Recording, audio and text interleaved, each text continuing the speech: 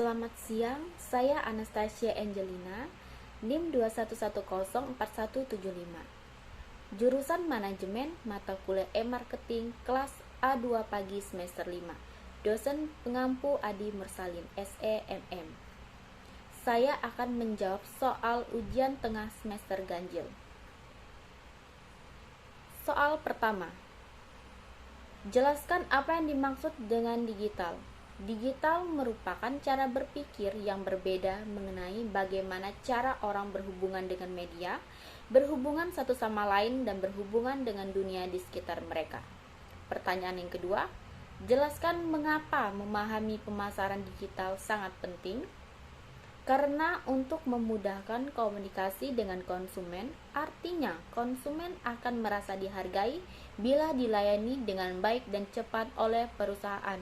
Begitu juga jika perusahaan mengeluarkan produk baru, bisa melakukan promosi secara langsung kepada konsumen.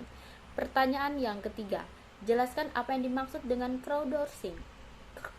Crowdsourcing adalah sebuah istilah yang sering digunakan untuk menggambarkan suatu proses dalam mendapatkan pekerjaan ataupun pendanaan dari sekelompok orang dalam jumlah banyak melalui fasilitas online.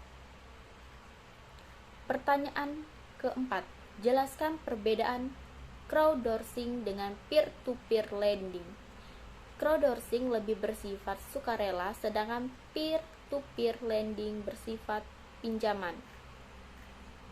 Pertanyaan kelima, jelaskan apa yang dimaksud dengan crowdfunding dan agar dana yang didapatkan dari crowdfunding lebih optimal. Ada 3 hal yang perlu dilakukan. Sebutkan dan jelaskan ketiga hal tersebut. Crowdfunding atau urun dana adalah proses mengumpulkan sejumlah dana untuk sebuah proyek atau usaha oleh sejumlah besar orang yang biasanya dilakukan secara online. Agar dana yang didapat dari crowdfunding lebih optimal, lakukan 3 hal, yaitu 1. Membuat proposal usaha dengan menarik. Siapkan proposal usaha yang menarik, interaktif, dan informatif. Proposal yang disajukan sebagai berisi tentang informasi detail mengenai prospek bisnis ke depannya, mulai dari jenis bisnis, proses manajemen, proses pemasaran, dan tujuan utama dari bisnis yang dijalankan. Kedua, mendaftar ke situs crowdfunding. Proposal sudah jelas bisa langsung didaftarkan ke salah satu situs crowdfunding yang ada di Indonesia. Situs crowdfunding, di situs itulah para pemilik modal biasanya berkumpul. Ketiga, mengunggah dan memantau perkembangan proposal usaha. Unggahlah proposal usaha yang sudah dibuat. Jangan lupa untuk terus memantau perkembangan kampanye dari proposal yang diunggah tadi. Apabila salah seorang pemilik modal bertanya mengenai prospek usaha yang tertera di crowdfunding, jawablah dengan singkat. Soal ke-6.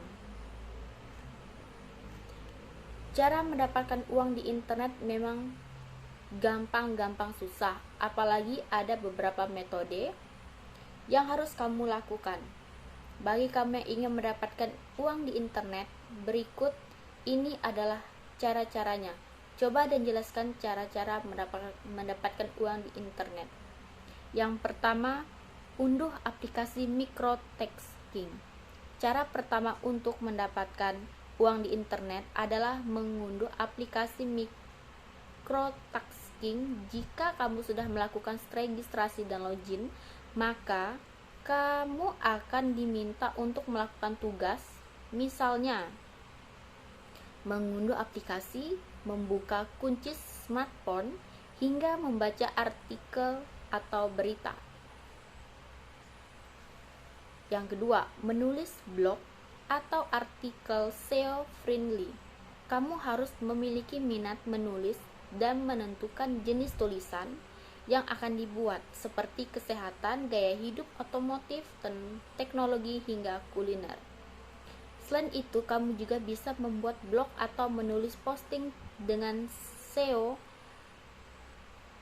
friendly agar bisa masuk ke dalam atau ke halaman pertama mesin pencarian seperti Google, Yahoo, atau Bing. Hal itu dilakukan agar tulisanmu bisa meraih traffic blog, kemudian mendapatkan sejumlah uang mulai berbagai cara.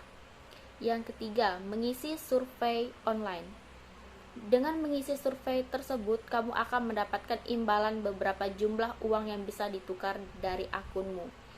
Yang keempat, menjadi reseller domain atau website. Kamu bisa membeli dan menjual kembali produknya. Semakin unik nama domain kamu, maka semakin mahal pula harganya.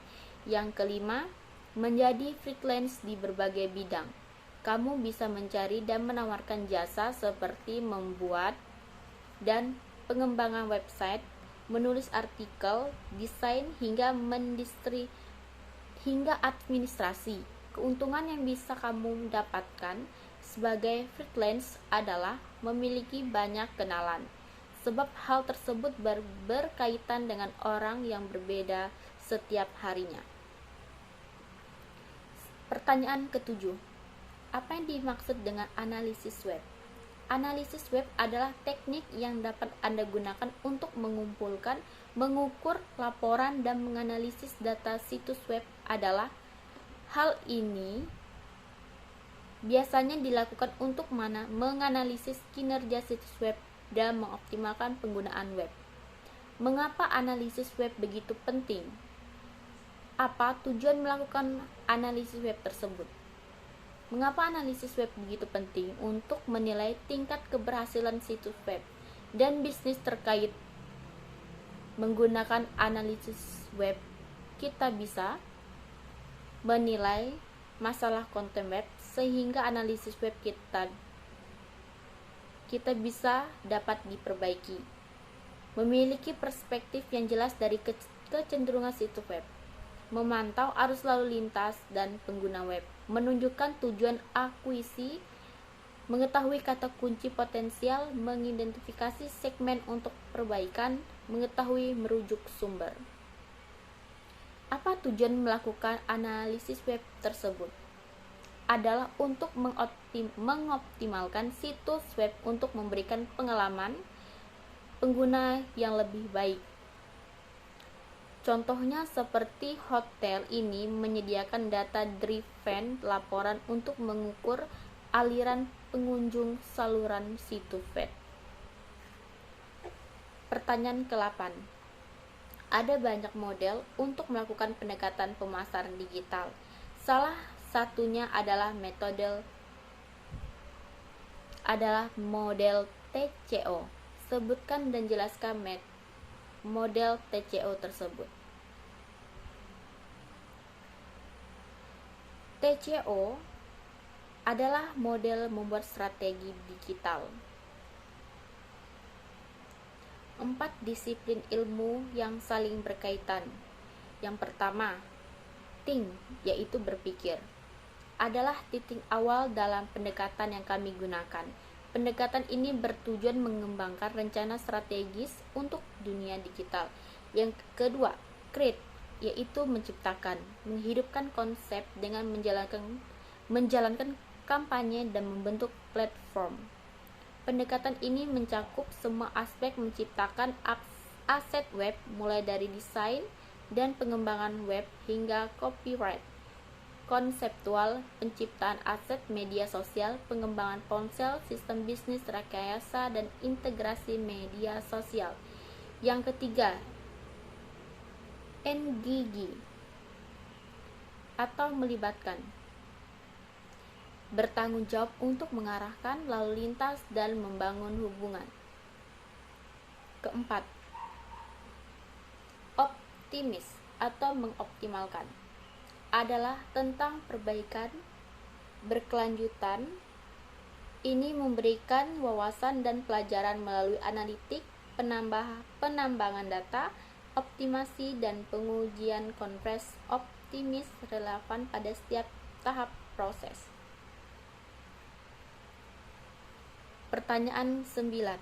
Sebutkan tugas-tugas yang sudah Anda kerjakan sebelum UTS e-marketing.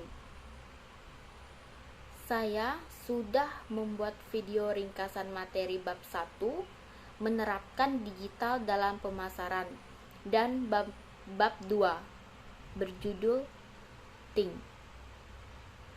Jadi saya sudah mengerjakan tugas yang Bapak